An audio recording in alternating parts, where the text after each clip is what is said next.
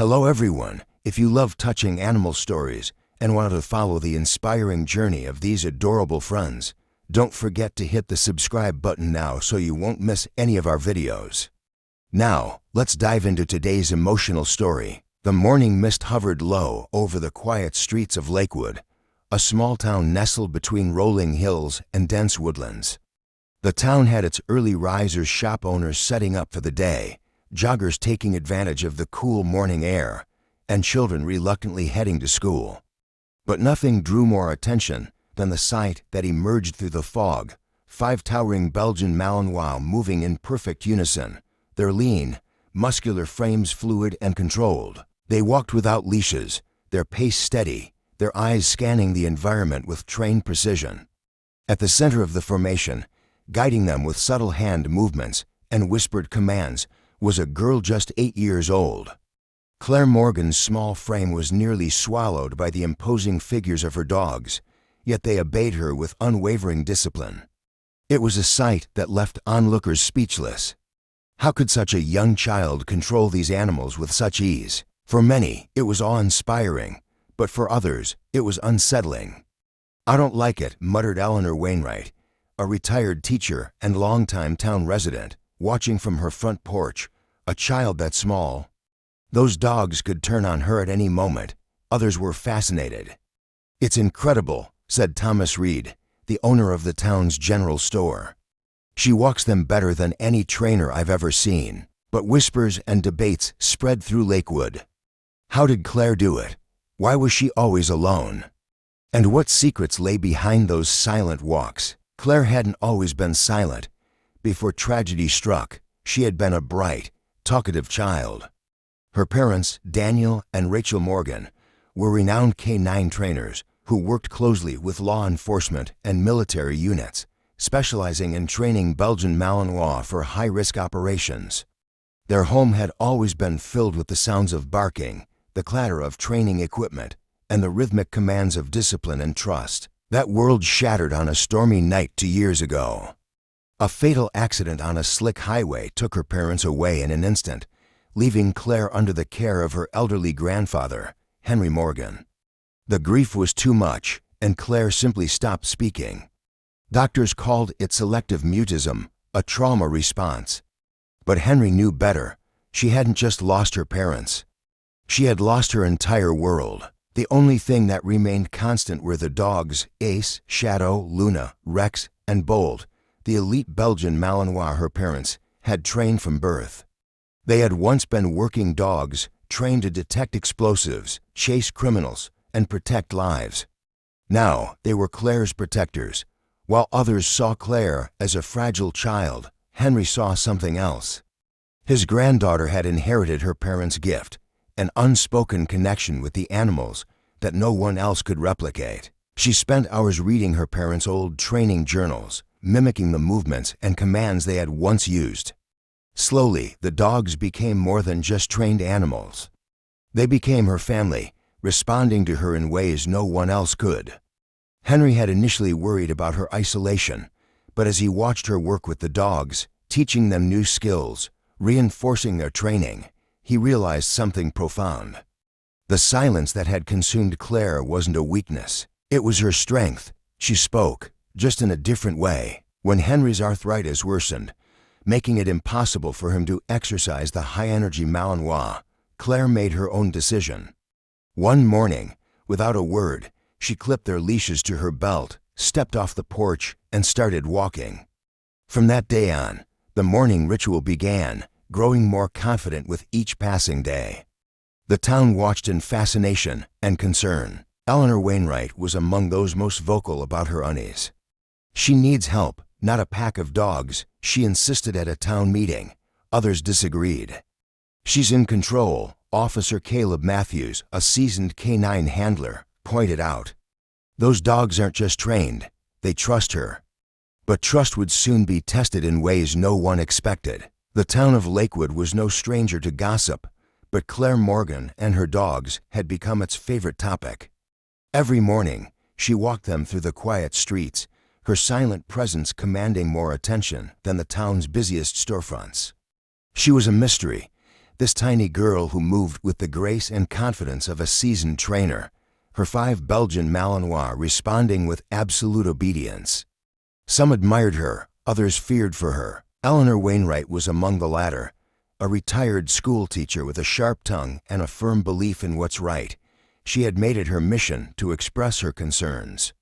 A child that young shouldn't be walking such dangerous animals alone, she told anyone who would listen. It's reckless. It's unnatural. Her words found traction among some residents, particularly parents who worried about their own children playing outside. Though the dogs had never shown aggression, their sheer size and power were enough to intimidate. Others, however, were quick to defend Claire. If those dogs were dangerous, wouldn't we have seen it by now? Countered Thomas Reed, shaking his head as he stocked shelves in his general store. They move like a unit. They're trained. And that girl, she's got something special. You can see it. Officer Caleb Matthews, the town's canine handler, agreed. Having worked with police dogs for over a decade, he knew the difference between control and chaos. Claire's dogs weren't just following commands. They were attuned to her, responding to the slightest gesture. It was unlike anything he'd ever seen outside professional military units. Still, concern lingered. The whispers grew louder when an online video surfaced, taken by a tourist passing through Lakewood. The footage showed Claire guiding her dogs with nothing but silent hand signals, their movements synchronized with an almost eerie precision. The clip quickly went viral, drawing both admiration and scrutiny. "This child has a gift," one commenter wrote. "This is dangerous," another countered. "What if something goes wrong?" National news outlets picked up the story. A journalist reached out to local authorities, asking if the town was aware of the dog whisperer child and whether anyone had assessed her safety. The attention was unwanted, but it couldn't be ignored. It was Eleanor Wainwright who took matters into her own hands. One afternoon, she marched straight to the town hall, petition in hand. "This is negligence," she declared, slamming the paper onto the desk of Mayor Richard Lawson. "That child should be in therapy, not playing leader of a wolf pack." The mayor sighed, rubbing his temples. He had been following the situation closely and had no doubts about Claire's ability to control her dogs.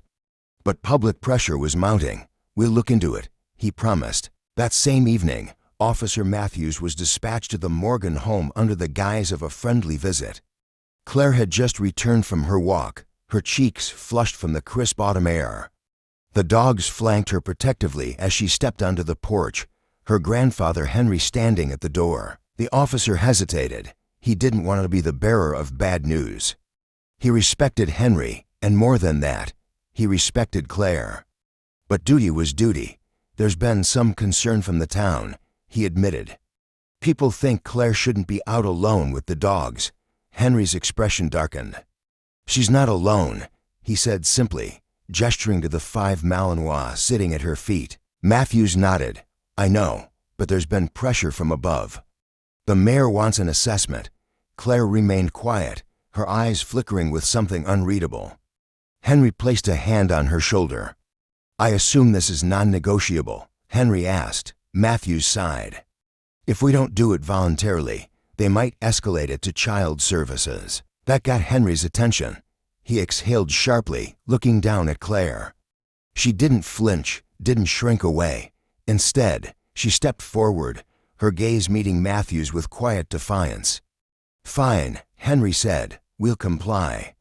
The next morning, a specialist was scheduled to observe Claire's routine. But what no one knew was that trouble was already brewing, something far more dangerous than town gossip. And Claire's dogs were the only ones who sensed it. The night before the scheduled assessment, Claire sat on the porch of her grandfather's house, absently running her fingers through Shadow's thick fur. The other dogs were lying nearby, their ears twitching at the sounds of the night, crickets, the rustling of leaves, the distant hoot of an owl. Henry sat beside her in his rocking chair, his cane resting against the armrest. He had been unusually quiet since Officer Matthews' visit, staring out into the darkness with a contemplative expression. "They don't understand, do they?" Claire finally spoke, her voice barely above a whisper. Henry exhaled, shaking his head. "No, sweetheart, they don't." The town saw a fragile little girl controlling 5 powerful dogs, but they didn't understand the bond between them. They didn't understand that these dogs were more than just trained animals. They were Claire's protectors, her lifeline. And right now, something was wrong. The dogs had been restless all evening. Their usual playful energy had been replaced by something more serious: watchfulness, tension. Even now, Ace, the leader of the pack, stood at the edge of the porch, his eyes fixed on the tree line. His ears were stiff, his body rigid. The others mirrored his posture, their muscles coiled like springs ready to snap. Claire noticed it first, just a shift in the air, a barely there whisper of movement in the darkness. Then, a scent, one the dogs picked up immediately. A low growl rumbled from Rex's throat. "What is it?" Henry asked, already sensing something was off. Claire didn't answer. She rose to her feet, her eyes scanning the shadows. The Malinois spread out in a protective formation, flanking her like bodyguards. Then she saw it. At first, it was just a silhouette, a tall figure standing just beyond the property line, half hidden behind a tree. Too still, too quiet, watching, the air felt heavier. Claire's heartbeat quickened, but she forced herself to remain calm. She made a sharp motion with her hand, and immediately, all 5 dogs stiffened, their ears pointing forward like radar dishes. The message was clear: stay alert. Henry had seen it now too. His grip on his cane tightened. "Claire, get inside." She didn't move. The figure took a step forward, just enough for the porch light to catch a glimpse of a face, rough, unshaven, with deep-set eyes that flickered with something unsettling. He raised a hand, not in greeting, but in something Claire instinctively recognized as a test. He wanted to see what she would do. She didn't hesitate. With a barely perceptible flick of her fingers, she gave the command. Ace took one step forward, his growl deep and menacing, his white teeth bared. The other dogs followed suit, muscles rippling beneath their coats. The message was unmistakable: one more step, and you won't like what happens next. The man hesitated. For a long, breathless moment, Claire and the stranger locked eyes. She didn't blink, didn't back down. She wasn't afraid, not with her guardians at her side. Then, without a word, the man took a step back, then another. He melted into the darkness as silently as he had come. Only when he was completely gone did Claire relax. Henry let out a slow breath, rubbing his face. "We need to tell Officer Matthews." Claire nodded, but she already knew what he would say. The man hadn't done anything, technically. There was no crime in standing outside a property line, no law against watching from a distance. But the dogs had known, and Claire had learned to trust them more than anything. The next morning, the town's eyes would be on Claire for the assessment. But she knew that something much more dangerous was lurking in the shadows. The morning of the assessment arrived with an eerie stillness. The usual town noises, the hum of passing cars, the chatter of morning commuters, felt muted, as if Lakewood itself was holding its breath. Claire stood on the front porch, her 5 Belgian Malinois lined up beside her, their bodies tense with anticipation. She could sense their unease mirroring her own. Today, she would have to prove to everyone, the town, the authorities, and herself, that she and her dogs belonged together. Officer Caleb Matthews arrived first, stepping out of his patrol car with a clipboard in hand. He gave Claire a reassuring nod before his eyes scanned the perimeter. "Morning, Claire," he greeted, his voice calm. "How are we feeling today?" Claire didn't answer, but her steady gaze was enough of a reply. Soon, the others arrived, 2 representatives from Animal Control, a woman from Child Services, and to Claire's disappointment, Eleanor Wainwright. The retired teacher stood at the back, her lips pressed in a thin line, watching everything like a hawk. Henry placed a hand on Claire's shoulder. "You don't have to prove anything to them," he murmured. "You just do what you do best." Claire nodded, then took a deep breath and stepped forward. The test began with basic obedience drills, commands, formations, response times. Claire barely had to speak. A flick of her wrist, a shift of her shoulders, a subtle movement of her fingers, all received immediate responses. Ace led the pack with absolute precision, each Malinois following his lead with seamless coordination. The animal control officer, a burly man named Dwayne Carter, was visibly impressed. "That's some of the best control I've ever seen," he admitted, scribbling notes. But not everyone was convinced. Eleanor scoffed. "That's all well and good, but what happens in an unpredictable situation? What happens when something goes wrong?" As if on cue, a loud crack echoed through the air, like a firework or a gunshot. The reaction was immediate. The town square, once bustling with bystanders observing the test, erupted into chaos. People ducked, children screamed, and some even ran for cover. But Claire, she didn't move. Her dogs didn't panic either. Instead, they formed a protective barrier around her, their bodies rigid, their heads on a swivel, scanning for danger. Then Claire saw him, the man from the night before. He was standing near the alleyway, his eyes locked onto her, his expression unreadable. He had done this. He had wanted to see what she and her dogs would do. Claire clenched her fists, her pulse pounding in her ears. Eleanor was shouting now, "See? This is exactly the kind of situation that could go wrong. Those animals are dangerous."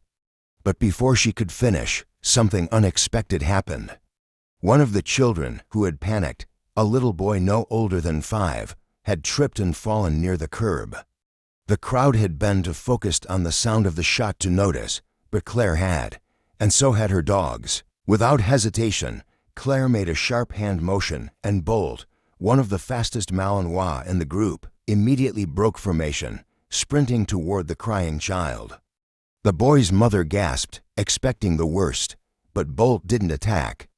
He slowed down just as he reached the child, circling him protectively, his body low to the ground, ears perked forward.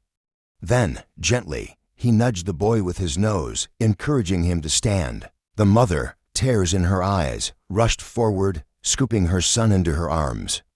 "Oh my God, thank you," she whispered, looking at Claire in astonishment. Eleanor's face paled. Officer Matthews stepped forward, his gaze flicking between the still alert dogs and Claire, who stood unmoving, her expression calm. "That," he said, turning toward the rest of the group, "is control.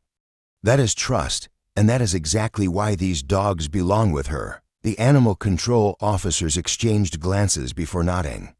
"We've seen everything we need to," Dwayne Carter announced. "These dogs aren't a threat. If anything, they're this town's best protection."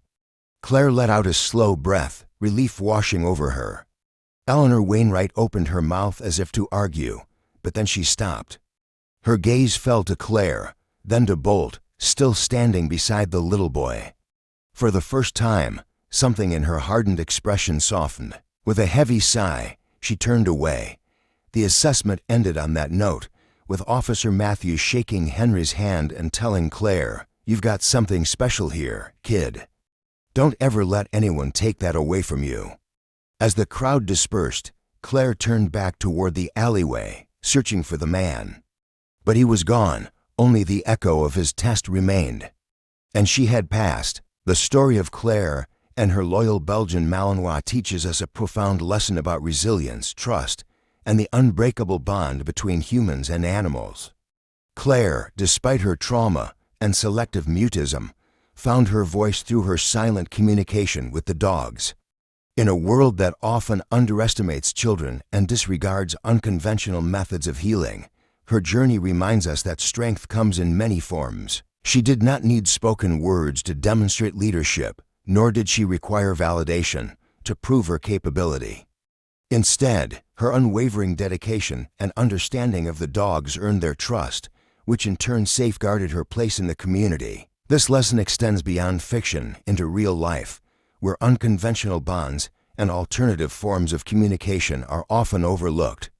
Many therapy animals provide emotional support for those with PTSD, autism, and anxiety, proving that trust and connection transcend language. Likewise, people who face personal struggles, whether from trauma or loss, can find healing through unexpected avenues. Claire's story reminds us that resilience is not about returning to who we once were, but about adapting, finding new strengths, and embracing the support systems, whether human or animal, that guide us forward. True leadership is not about control, but about trust, understanding, and the courage to stand firm when others doubt.